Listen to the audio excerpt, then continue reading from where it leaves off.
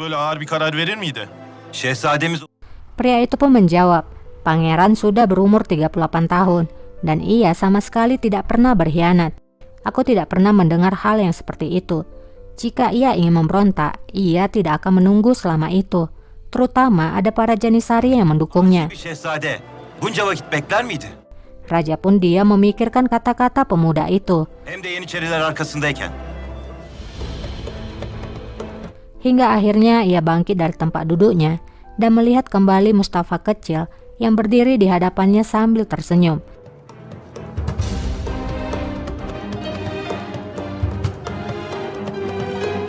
Dan kemudian menghilang.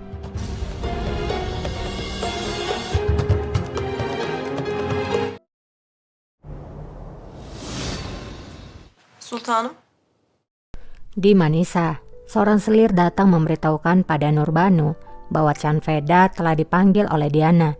Nurbanu pun menyuruh Canveda untuk pergi menemui Diana. Canveda lalu mengatakan kalau kehadiran Diana telah membuatnya sangat takut.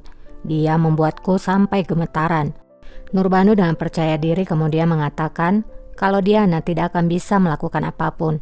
Aku akan membuatnya berada di dalam batasannya. Canveda pun akhirnya meninggalkan Nurbanu sendirian.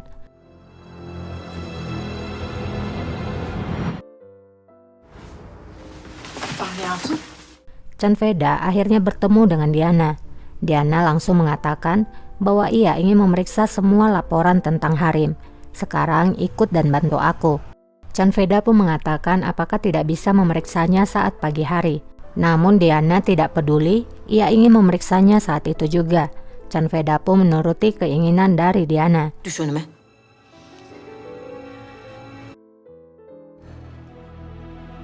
Canfeda. Di dalam kamar mandi, seseorang masuk ke dalam dan segera mengunci pintu. Nurbanu yang mengira kalau itu Canveda kemudian bertanya apa yang diinginkan oleh Diana. Apakah ia mengirimkan seorang selir lagi kepada pangeranku?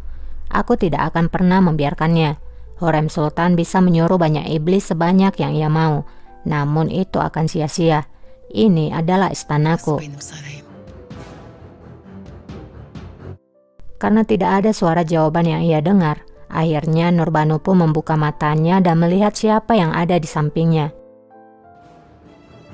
Canfeda. Rupanya itu adalah Dilsa. Ia pun menjadi terkejut. Dilsa pun tanpa membuang waktu segera menenggelamkan kepala Nurbanu.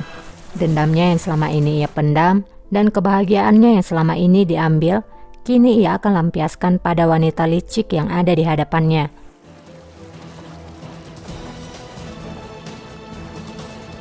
Nurbanu pun meronta-ronta dan menarik Dilsa. Namun itu hanya sia-sia saja. Dilsa begitu kuat.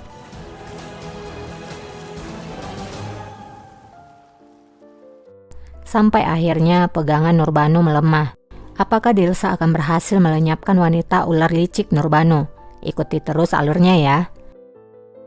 Acele edin kızlar, acele edin. Oyalanmayın. Şehzade Beyazıt Kita beralih dulu ke Kutahya. Lukman menyediakan makan malam untuk Pangeran Bayezid. Ia menyuruh para selir untuk segera menyelesaikan hidangan itu karena pangeran akan segera tiba. Di sana ada Daphne juga. Hadi. Saat semua selir keluar, ternyata Daphne bersembunyi di sana. Ia kemudian mengambil buku dari atas meja dan menyelipkan sebuah surat yang entah apa isinya. Setelah menyelipkan surat itu, ia pun teringat kembali dengan Nurbanu. Nurbanu berkata bahwa Pangeran Bayezid memiliki sifat yang sensitif dan Daphne diminta agar bisa mengontrol Pangeran Bayezid, tidak hanya di tempat tidur, tapi di pikiran dan hatinya. Daphne pun setuju dengan permintaan dari Nurbanu, asalkan adiknya tidak dilukai. Nurbanu pun berkata, selama adikmu berada di tanganku dan kamu melakukan semua yang aku perintahkan, maka adikmu tidak akan terluka. Aku akan membebaskan kalian berdua, dan kamu juga harus berhati-hati. Pangeran Bayezid memiliki luka yang masih baru, jadi kamu harus bersabar, karena seorang pria akan mudah menjadi dingin. Jadi ketika seorang pria mengangkat kepalanya dan melihat ke sekelilingnya, maka Pangeran Bayezid harus menemukanmu pertama kali. Rupanya si ular Nurbanu membuat seorang selir menjadi senjatanya untuk melemahkan Pangeran Bayezid dengan mengancam Daphne melalui adiknya. Kasihan ya, Bayezid selalu dijolimi. Başını kaldırdığı vakit. Şehzadem. Tiba-tiba Pangeran Bayezid pun masuk ke ruangannya, hingga ia menemukan Daphne di dalam ruangannya. Ne yapıyorsun sen? Pangeran pun memandang Daphne sejenak, lalu menanyakan apa yang ia lakukan. Daphne pun beralasan kalau ia datang untuk menyiapkan meja pangeran. Bayezid pun melihat bahwa di mejanya memang sudah tersedia makanan. Kemudian ia pun bertanya siapa nama wanita yang ada di hadapannya. Daphne pun memperkenalkan namanya. Defne, Şehzadem. Dan ia menjelaskan kalau ia baru saja tiba di istana karena dikirimkan oleh Hürrem Sultan. Ia datang untuk mengakhiri duka pangeran dan melupakan masa lalunya. Unutturmam için. Bayezid pun terdiam sejenak lalu menyuruh Daphne untuk keluar. Çekilebilirsin.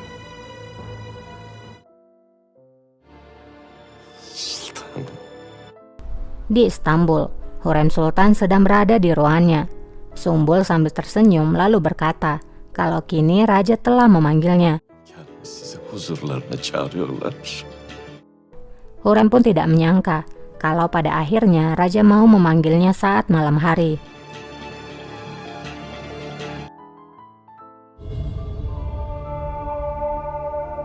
Nampak kalau raja sedang melamun di terasnya. Ia teringat kembali tentang percakapannya saat di pasar bersama orang-orang di sana, di mana orang-orang mengatakan bahwa kematian Pangeran Mustafa adalah karena permainan penyihir dari Rusia, yaitu Hürrem Sultan. Dengan kebohongan dan fitnahnya, dia membuat raja mengeksekusi Mustafa. Pangeran kita pastilah tidak akan pernah mengkhianati ayahnya. Setelah mengingat semua kata-kata itu, ia pun masuk ke dalam ruangannya.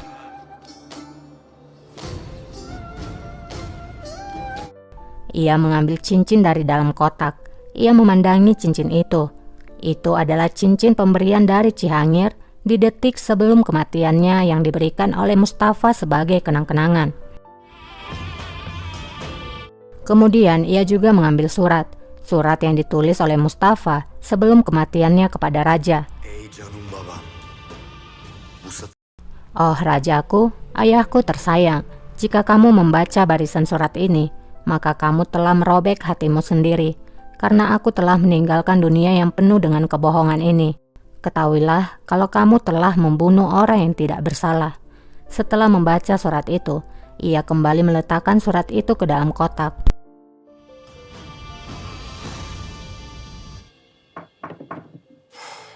Gel. Tidak lama suara ketukan pintu pun terdengar. Raja pun menyuruhnya untuk masuk. Rupanya itu adalah Hürrem. Raja pun mendekati Hürrem dan memandanginya tanpa kata-kata.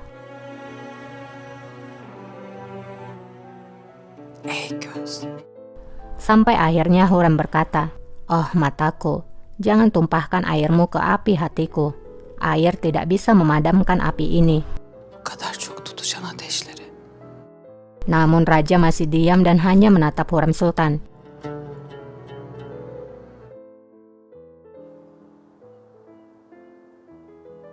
Mereka pun kemudian duduk di teras.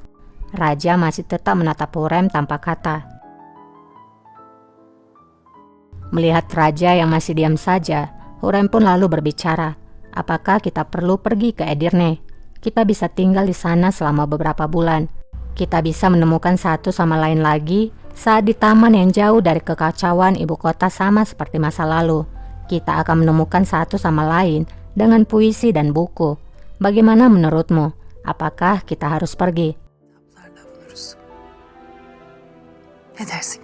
Seni neden çağırttığımı hiç merak etme. Raja pun akhirnya berbicara yang sedari tadi hanya menatap Hürrem. Raja kemudian mengatakan, "Apakah kamu tidak merasa ingin tahu mengapa aku memanggilmu Hürrem?" Hürrem pun menjawab, "Aku kira kamu merindukanku." Raja pun akhirnya mengungkapkan mengapa ia memanggil Hürrem.